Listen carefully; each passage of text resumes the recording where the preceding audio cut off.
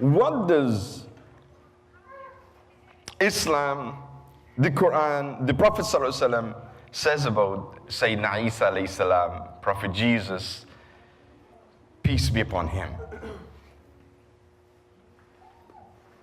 And among the things we should share with people, first of all, Muslims love Prophet Jesus. We believe in him as a prophet and messenger, as a great messenger.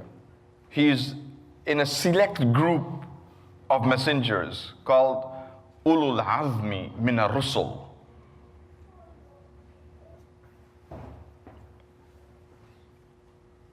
There's some interesting things that I want us to recognize today.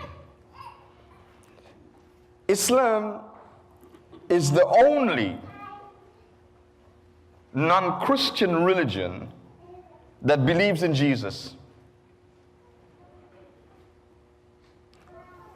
No other non-Christian religion believe in Jesus in their books, in their teachings. Islam is the only non-Christian religion that believes in ʿīsā alayhi salam. We love him.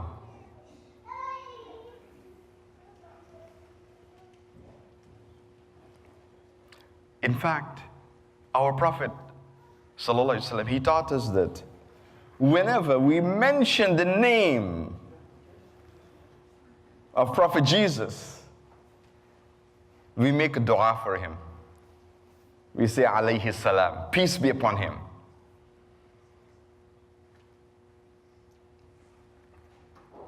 No other non-Christian group do this. And in fact, even many Christians do not do this when they mention the name of Ṟīsā alayhi salam. They don't say peace be upon him. They don't recite this benediction, this prayer for him. Muslims do that because this is how the Prophet Muhammad ﷺ taught us.